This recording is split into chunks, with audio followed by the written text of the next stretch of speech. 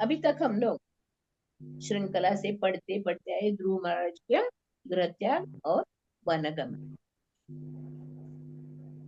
अभी हम लोग श्लोक संख्या 41, इसके पहले हम लोगों ने सुना जिस तरह ध्रुव महाराज अपने माँ से, सौतेली माँ से अपमानित होकर माँ के पास आया। माँ ने उनको अच्छा से उनको समझाया, मैं तुम्हारी जो भी इच्छा पूरा करना है तो तुम्हें भगवान के पास जाना चाहिए, भगवान की शरण लेना चाहिए। तो ध्रुव महाराज माँ के वचनों के अनुसार जंगल में चलते, उधर उनको नारद महर्षि के नारद मुनि से भेंट हुई। नारद मुनि भगवान के आज्ञा से ही आए थे। उन्होंने भी गुरु, इधर गुरु का कैसे, गुरु का कैसे ये रहता है, गुरु किस तरह अपने शिष्य का परीक्षा करते, ये भी हम लोगों ने देख चुका। नारद मुनि ने समझाया उसको, देखो बालक, तू छोटे हो, जाओ, अभी खेलने का उम्र है तुम्हें, जाके घर में जाओ, माँ तुम्हारे राह देखती होगी। प्यार से भी बोलते हैं, देखो इधर जंगल में बहुत भालू शेर सब रहता है, खतरनाक जंगल है। वो डराते भी है, फुसलाते भी है, अ, डांट के भी बताते हैं उनको, देखो तुम्हारे लिए ये जंगल में तपस्या करना ये तुम्हारे लिए शक्य नहीं है। बड़े बड़े ऋषि मुनि लोग भी ये तपस्या नहीं कर पाए, वो लोग भी, उनका तपस्या भी भंग हो चुका है, आप नहीं कर सकते करके डांट के भी नारद मुनि उनको समझाया, ध्रुव को समझाया। मगर ध्रुव का एक ही दृढ़ निश्चय था, हाँ? एक ही दृढ़ निश्चय था उसका मन में, माँ ने मुझे बताया भगवान ही मेरे इच्छा को पूरा करे, भगवान की शरण में जाने से मेरे इच्छा को पूरा। इधर हम लोग पहले उसके बाद नारद मुनि को समझ में आता है ये लड़का साधारण बालक नहीं है, वो दृढ़ निश्चय से ही आया। भले उसके अंदर भौतिक भोग की इच्छा थी, मुझे पिताजी से भी बड़ा राजा बनना है, हाँ, मुझे सिंहासन पर बैठा है, ये भौतिक इच्छा थी। इधर कितने सुंदर ढंग से उनको समझाते, नारद मुनि उनको बताते हैं, देखो तुम्हें, नारद मुनि जान लेते हैं ध्रुव के अंदर क्या इच्छा है, फिर वो समझाते, भौतिक इच्छा भी रहने दो, हाँ, आध्यात्मिक इच्छा भी रहने दो, तो भी भगवान ही पूरा करते, तो उनको मार्ग दिखाते क्या करना चाहिए तुम्हें। पहले वृंदावन में जाने का, मधुवन में जाने का, इधर हम लोग कल परसों सब हम लोग ने पूरा जान लिया। वृंदावन में 12 वन है, वृंदावन कितना श्रेष्ठ है, वृंदावन और गोलोक धाम में अंतर नहीं है, भगवान अपने लीला करते हो पूरा वृंदावन को ही लेके आते, क्योंकि राधा रानी पूछती है, तो भगवान बताते हैं राधा रानी को, राधा रानी को चलो हम लोग को लीला करने के लिए जाना है, तभी राधा रानी पूछते, अरे उधर गोवर्धन है, यमुना है, मैं नहीं आएगी, तो भगवान पूरा पूरा गोलोक धाम को ही वृंदावन में लेके आते, और इतना प्रिय है भगवान को वृंदावन धाम ने, इतना प्रिय है कि वो वृंदावन धाम को छोड़ के बाहर नहीं जाते, हमेशा वृंदावन में रहते। ये नारद मुनि ने उनको समझाया, वृंदावन में 12 वन है, यमुना के पूर्व में 5, पश्चिम के 7, और उन सब वनों में मधुवन है, मधुवन में जाके आपको तपस्या करना, 3 बार यमुना में स्नान करना है, और कैसे उधर आसन पे बैठ के हम लोग को ध्यान करना, ये सब इधर हम लोग समझते हैं बचपन से ही ध्रुव महाराज को योगाभ्यास का शिक्षा मिली थी, बचपन है 4 बरस के मैंने कैसे बैठने का, कैसे उठने का। इधर हम भगवत गीता में हम लोग देखते हैं, भगवत गीता में छठा प्रभुपाद जी ने इधर लिखा है ना, छठा अध्याय में से 11 और 11 से 15 तक योगाभ्यास के बारे में दिया है। इसमें क्या दिया है, योगाभ्यास के लिए योगी एकांत स्थान में जाकर भूमि पर कुश बिछा दे, और फिर उसे मृगशाला से ढके तथा ऊपर से मुलायम वस्त्र बिछा दे, आसन न तो बहुत ऊंचा हो न बहुत नीचा, या पवित्र स्थान में स्थित हो। योगी को चाहिए कि इस पर दृढ़ता पूर्वक बैठ जाए और मन, इंद्रिय तथा कर्मों को वश में करते हुए तथा मन को एक बिंदु पर स्थिर करके हृदय को शुद्ध करने के लिए योगाभ्यास करे। और क्या उसके बाद क्या करना है? योगाभ्यास करने वाले को चाहिए कि वो अपने शरीर, गर्दन तथा सिर को सीधे रखे और नाक के अगले सिरे पर दृष्टि लगाए। इस प्रकार वो अविचलित तथा दमित मन से, भय रहित विषय जीवन से पूर्णतया मुक्त होकर अपने हृदय में मेरा चिंतन करे और मुझे अपना चरम लक्ष्य बनाए।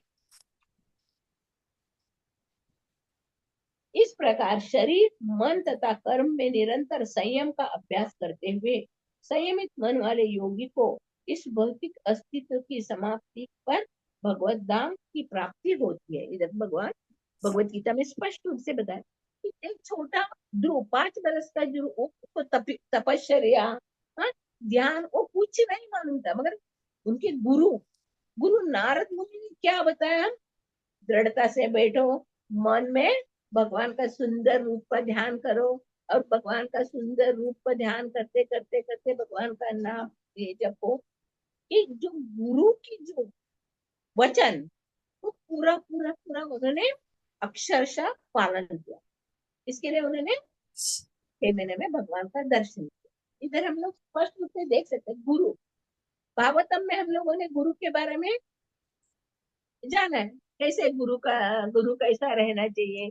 गुरु इधर बताया ना, पढ़ा है हम लोग स्थिति भागवतम का 3rd कैंटो में हम लोगों ने गुरु के बारे में हम लोगों ने ये किया था। तितिक्षा कारुणिका सूरद सर्वदेही नाम अजात शत्रु शांत साधव साधु भूषण। साधु के लक्षण ये है कि वो सहनशील, दयालु, समस्त जीवों के प्रति मैत्री भाव रखता है, उसका कोई शत्रु नहीं होता, वो शांत रहता है और शास्त्रों का पालन करता है, उसके सारे गुण अलौकिक होती है। ये भगवान कपिल देवती माता को साधु के गुणों के बारे में बताया। वही हम लोग नारद मुनि का जीवन हम लोग ने जाना, नारद मुनि का जीवन चरित्र जाना, और नारद मुनि के अंदर ये गुण है जो किसी से भी मिलते उनको भक्त बना दे। उनका भागवतम में अलग अलग कहानी द्वारा हम लोग देखते हैं। रत्नाकर डाकू को वाल्मीकि बना दिया, मृगरार को अच्छा भक्त बना दिया, प्रहलाद को भक्त बना, ऐसे सभी। और हम लोग ये भी देखते हैं दक्ष प्रजापति के 1000 पुत्रों को भी तपस्या करने जाके भक्त बनने के लिए बोला, तो दक्ष प्रजापति को शाप देता है, तो तुम एक जगह पे नहीं रह सकते, घूमते रहोगे। ये हम लोगों ने सब देखा। वो गुरु के लिए वो भी शाप भी अच्छा ही हो गया उनका, उनकी। ठीक है, और भी ज्यादा लोगों को मैं प्रचार कर सकेगा, सब जाके घूम के सब प्रचार करेंगे। ऐसे इस श्लोक में हम लोग देखते हैं नारद मुनि बता रहे हो ध्रुव को काम, ये है ना, धर्म, अर्थ, काम, मोक्ष। धर्म, अर्थ, काम, मोक्ष की प्राप्ति करना है तो भी हम लोग को किधर जाना चाहिए?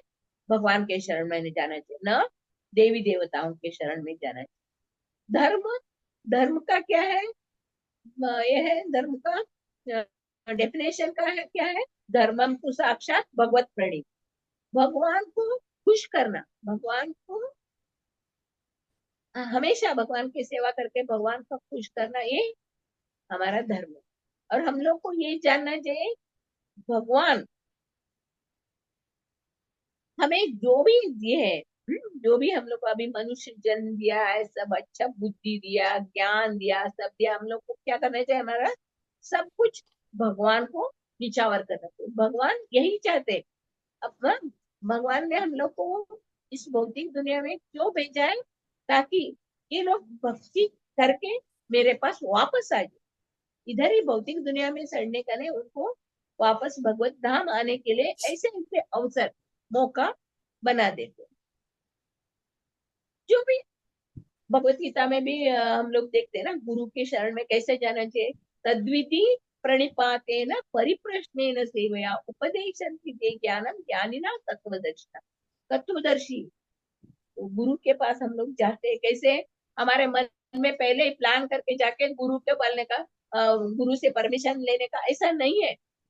पहले हम लोग को गुरु के पास जाके गुरु की सेवा, गुरु की सेवा हम लोग क्या कैसे कर सकते हैं? गुरु इधर नहीं रहते, तो गुरु अलग अलग जगह पे घूमते रहते, तो कैसे हम लोग गुरु की सेवा करते हैं? उनकी वाणी के द्वारा। उन्होंने जो हमें बताया मार्ग, हाँ, चैंटिंग बराबर करना है, और 4 रेगुलेटिव प्रिंसिपल फॉलो करना है, भगवत गीता भागवतम का पठन करना है, एक जो हम लोग को नियम बताया है उसको हम लोग फॉलो करना। वपु और वाणी दोनों द्वारा हम लोग भगवान गुरु का सेवा कर सकते हैं। हाँ? ये भी हम लोग देखा, गुरु और भगवान में अंतर नहीं। अगर गुरु को संतुष्ट कर रहे हैं तो भगवान संतुष्ट हो जाते हैं। यस्य प्रसादात भगवत प्रसादो, यस्य प्रसादात नगति कुतो। अगर गुरु संतुष्ट न हुए तो भगवान भी संतुष्ट है। गुरु को पहले हम लोग को प्रसन्न करते, गुरु को कैसे? हम्बल, प्रणादपि सुनिचेन, ऐसे ना हमारे अंदर वो गुण आना चाहिए। चैतन्य महाप्रभु ने हम लोग को सिखाया, प्रणादपि सुनिचेन तरोरपि सहिष्णुना अमान्य न मान देना कीर्तनीय सहकारी। ऐसे हमारे अंदर वो गुण होके हम लोग गुरु की सेवा करते। चैतन्य महाप्रभु भी हम लोग को बार बार बोलते हैं, भारत भूमि में जन्म हो ले यार, करो सार्थक, करो करो परोपकार, जा रहे देखो तारे कहो कृष्ण उपदेश। प्रभुपाद जी ने भी पाश्चात्य देश में जाकर ऐसे मलेच्छों को उपदेश दिया। उन्होंने स्ट्रिक्टली नव युवकों को बहुत स्ट्रिक्टली उन्होंने ये किया था। इधर हम प्रभुपाद इसमें हम लोग देख सकते हैं, उन्होंने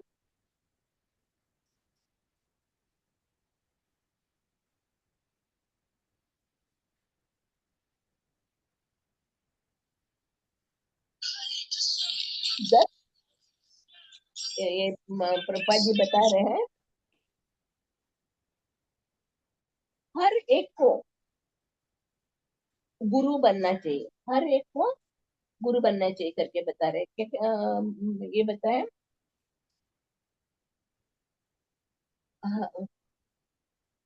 हर एक गुरु बनना चाहिए। तो हम लोग सोचेंगे हम लोग गुरु कैसे बनेंगे, हमारे अंदर योग्यता नहीं है, हम कैसे गुरु बन सकते हैं? तो इसमें बता रहे हैं, तो कुछ ये नहीं है। प्रभुपाद ने नवयुवकों को चेतावनी दी है कि वे कठोर सन्यासियों की तरह रहे। ये नवयुवक जो भक्त रहते हैं उनको चेतावनी दिया, आप लोग को कठोर सन्यासियों की तरह। उन्होंने इस बात पर बल दिया कि उनके सभी शिष्यों को गुरु की योग्यता प्राप्त करने के लिए प्रशिक्षण लेना चाहिए, हर एक को गुरु बनना चाहिए। उन्होंने उदाहरण दिया, ग्यारह देखकर तारक है कृष्ण उपदेश, चाहे वो इस क्षेत्र में हो या उस क्षेत्र में, इससे कोई अंतर नहीं पड़ता। आप घर पर हो या बाहर हो, इससे कोई फर्क नहीं पड़ता, आप गुरु बन जाए। आप में से हर एक गुरु बनना है। तो आप सोचेंगे मैं गुरु कैसे बन सकता हूँ, मेरे मेरे अंदर योग्यता नहीं है।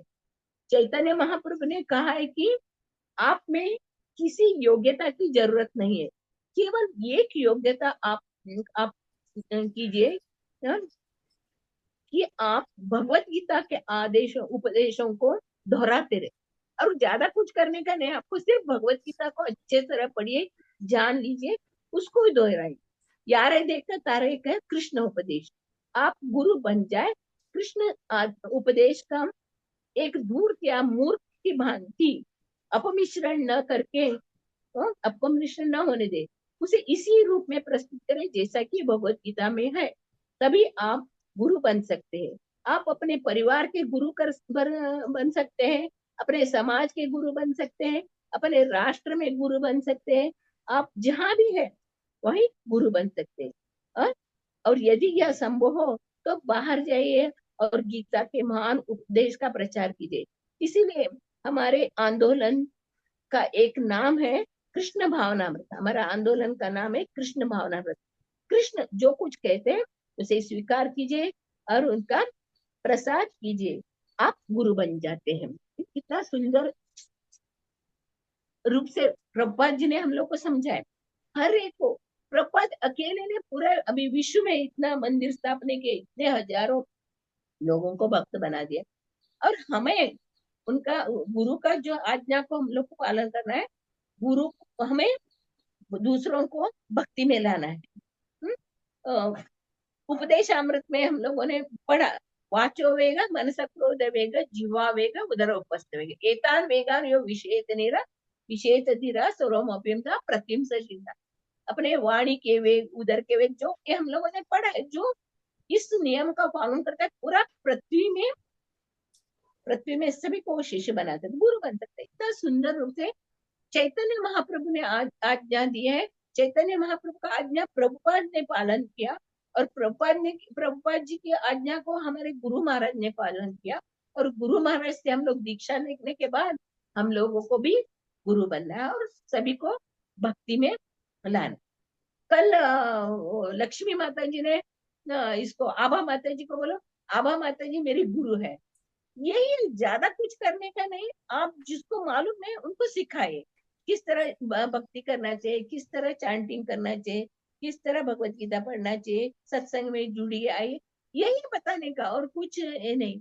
तो आप गुरु बन जाते। इधर बहुत सुंदर रूप से प्रभुपाद जी ने बार बार यही एक अध्याय पूरा ध्रुव महाराज का वनगमन, गृह त्याग और वनगमन में बार बार प्रभुपाद जी ने हमारे अंदर ये बैठ जाने का दृढ़ विश्वास और निश्चय। क्योंकि वो छोटा बालक 6 महीने में भगवान का साक्षात रूप का दर्शन किया, इसमें उनके नारद ने वही बोला, सुंदर रूप का छवि छवि का अपने ध्यान करो, अपने अंदर सुंदर रूप का ध्यान करो। हा?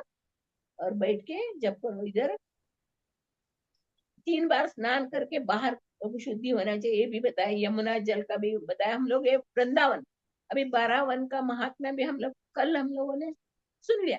क्योंकि 12 वन जो भगवान का लीला स्थल है, सब जगह भगवान ने घूमा है, खेला है, लीला किया है। और ये अभी ये कोजागिरी पूर्णिमा से चालू होएगा परिक्रमा। 1 महीना तक सब भक्त लोग पूरे पूरे विश्व भर से जो भक्त लोग आते हैं और भजन कीर्तन करते करते पूरा 84 कोस का परिक्रमा करते हैं।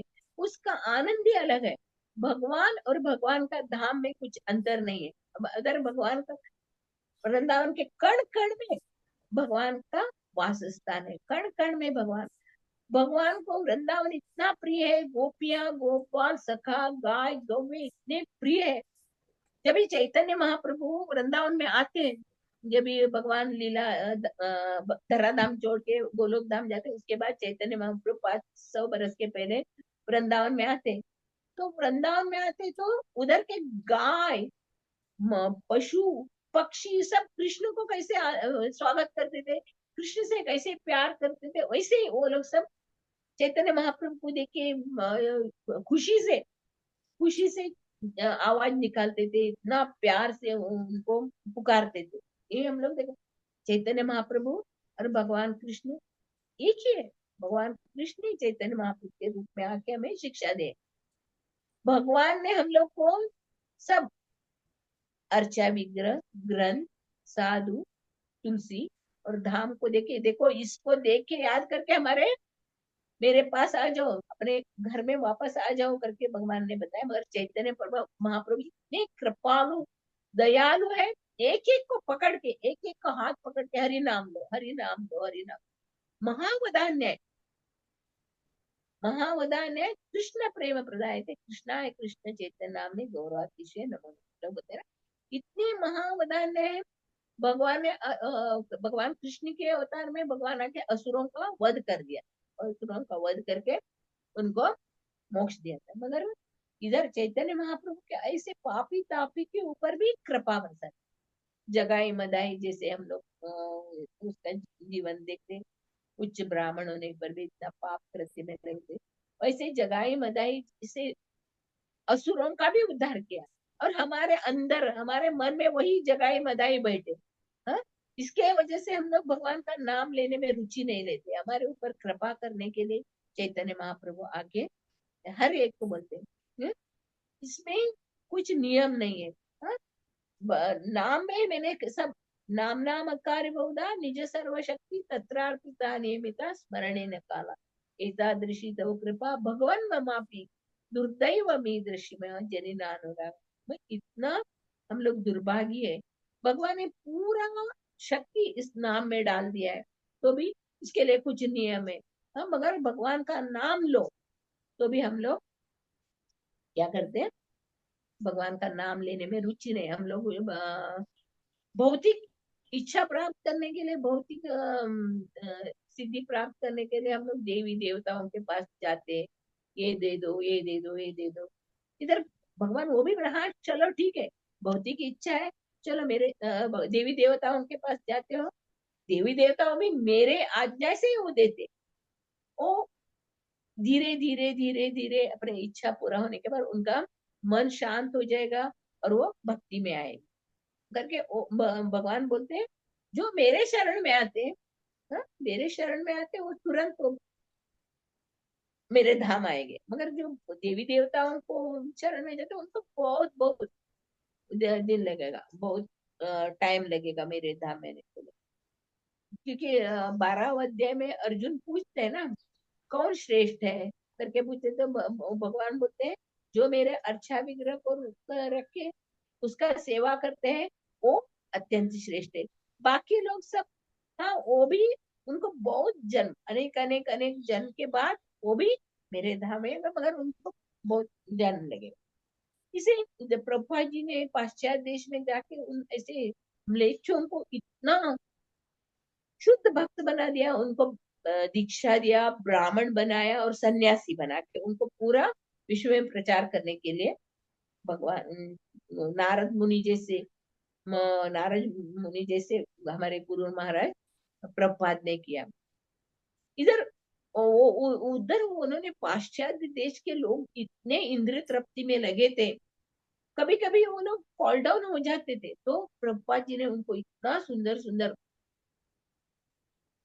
उदाहरण देके उनको समझाते थे, देखो इंद्रिय तृप्ति बहुत क्षणिक है वो, मगर ये जो भगवान की भक्ति वो जो है वो हमेशा हमेशा हम लोग को भगवत धाम लेके जाने वाले हैं।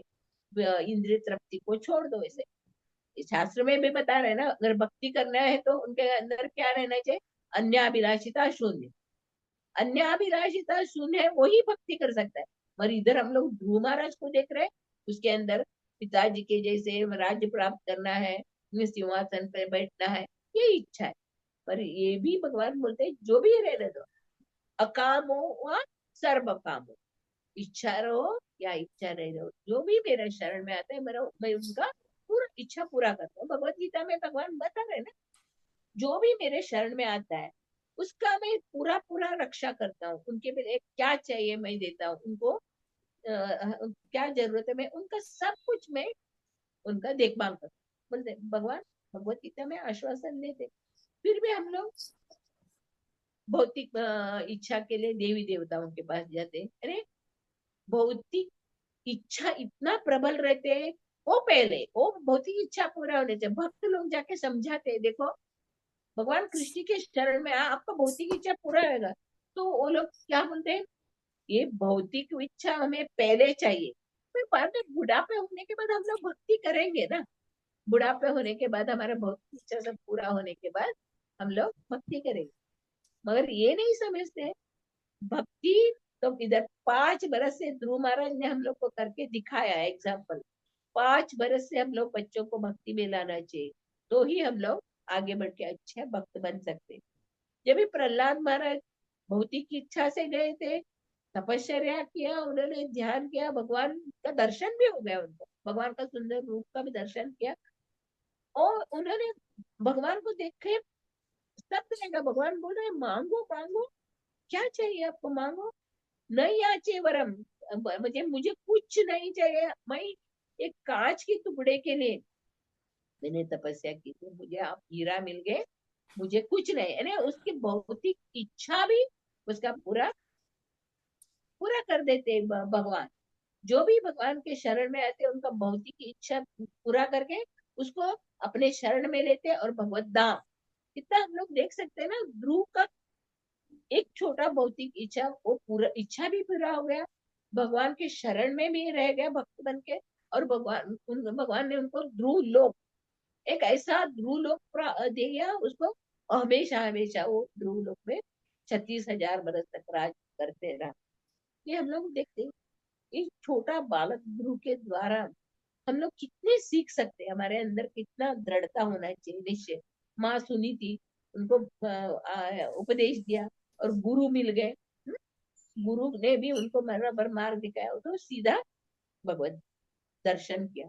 इसी तरह हम लोग हर एक को, अपने बच्चों को ऐसे ही शिक्षा देना चाहिए, बचपन से हम लोग बच्चों को शिक्षा देना चाहिए, भगवान ही हमारे सच्चे माता पिता है। भगवान ही हमारी इच्छा पूरा करने वाले, भगवान के अलावा कोई हमें रक्षा करने वाले नहीं। ये हमारे अंदर बच्चों को हम लोग शिक्षा देना चाहिए। आजकल क्या हो गया, माँ बाप को ही कुछ भक्ति का मालूम नहीं, और सभी सभी मंदिर में, सभी इधर उधर उधर सब प्रणाम करते जाते हैं। हम लोग बहुत करते हैं, हम लोग बहुत पूजा पाठ करते हैं, हाँ, करते हैं, पर जो मूल है उसको नहीं कर रहे, और पत्ते पत्ते पत्ते को आप लोग पानी डाल रहे हो, वो कैसे आगे बढ़ सकोगे। इधर प्रभुपाद जी ने भी एक सुंदर कहानी सन्यासियों को जागृत करने के लिए बताया। तो प्रभुपाद जी इतनी सुंदर ढंग से अपने शिष्यों को समझाते थे, बहुत सुंदर ढंग से। इसके लिए वो सब इतने ऊंचे महान भक्त बन गए। उन्होंने एक ऐसे स्टोरी द्वारा बताया, दो क्योंकि सन्यासियों को किस तरह रहना चाहिए इसके मैं बताया। दो सन्यासी एक नदी पार कर रहे थे, दो सन्यासी थे, उसको नदी पार करने का था। वो नदी पार करने के लिए नदी के किनारे, दोनों नदी के किनारे, उतने में एक स्त्री आ गई उधर, एक स्त्री आई, और उसने बोला मुझे भी नदी पार करना है। उधर कुछ बोट गीट का फैसिलिटी नहीं था, चल के ही जाने का। तो एक सन्यासी बोला ठीक है, चलो मेरे पीठ पे एक करो, ऐसा पकड़ो, मुझे गले पे पकड़ो पीठ। और उसने तुरंत वो पानी से चल के 5 मिनट में उसको वो नदी से क्रॉस करके दिया। और दूसरा उसका 15 मिनट लगा। फिर वो बोलते, वो दोनों बाद में मिलने के बाद बोलते, अरे आपने उस स्त्री को पीठ के ऊपर लेके गया, आपको कहीं यही नहीं हुआ, आपको कुछ नहीं। वो बोलता है नहीं, हम लोग समझना चाहिए। दूसरा जो है ना, वही सोचने लगा, अरे वो स्त्री को पीठ में लगा, उसका स्पर्श हुआ, उसका मन में ऐसा, वो करते करते वो 15 मिनट के बाद नदी क्रॉस किया। और ये जो है सन्यासी 5 मिनट में नदी पार कर गए। इतना सुंदर ढंग से प्रभुपाद जी ने स्टोरी बोला ना, यानी सन्यासियों को कैसे रहना चाहिए, ब्रह्मचारियों को कैसे रहना, बहुत सुंदर ढंग से प्रभुपाद ने शिक्षा दी। और प्रभुपाद जी का एक एक ग्रंथ जो है अमूल्य रत्न है, उसको हम लोग ने सदा सदा पढ़ते रह के, पढ़ते पढ़ते पढ़ते हमारा जीवन को सार्थक बना चाहिए। इधर गुरु प्रभुपाद जी के तात्पर्य में यही बताए गुरु महाराज। अगले अगले श्लोक में वो आसन तो कैसे बैठना चाहिए, उसका सब अगले श्लोक में विस्तार से दिया है। इधर सिर्फ यही बता रहे,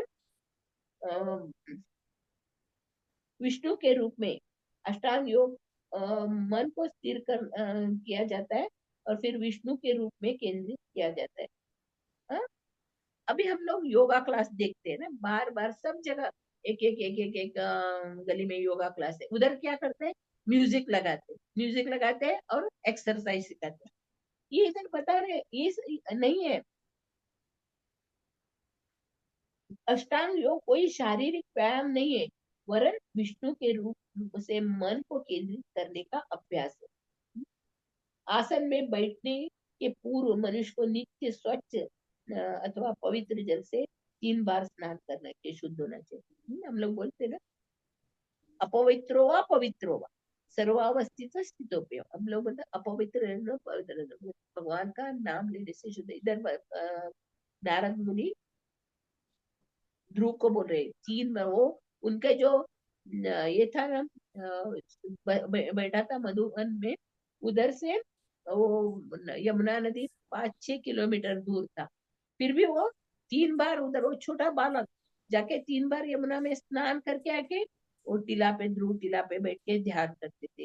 इतना, यानी उन्होंने अपना गुरु का जो वचन को किस तरह पालन किया, ये हम लोग को सिखाने के लिए प्रभुपाद जी बार बार एक पूरा चैप्टर में ध्रुव महाराज का बारे में बताया और हम लोग को सिखा रहे।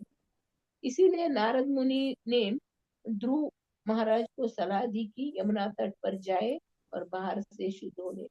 यमुना कालिंदी कितना शुद्ध है, उसमें स्नान करने से हर एक का मन, हृदय, बाहर सब स्वच्छ हो जाते हैं। भगवान ने उसमें कालिंदी में लीला की। ऐसे बोलते हैं ना, गंगा, भगवत गीता,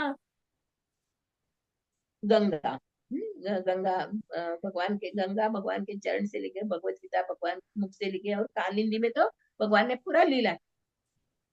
कालिंदी जल में ही भगवान ने लीला किया है। सबसे श्रेष्ठ है कालिंदी, यमुना, इसमें स्नान करने से हम लोग बाहर से अंदर से पवित्र हो जाते हैं। इस तरह इस श्लोक में नारद मुनि ने ध्रुव महाराज को उपदेश दिया। तो छोटा बालक है, फिर भी अपने दृढ़ता से उन्होंने गुरु महाराज अपने गुरु का वचन को पूरा करके भगवान का दर्शन किया। श्रीमद् भागवतम की जय, श्री प्रभुपाद महाराज की जय। हरे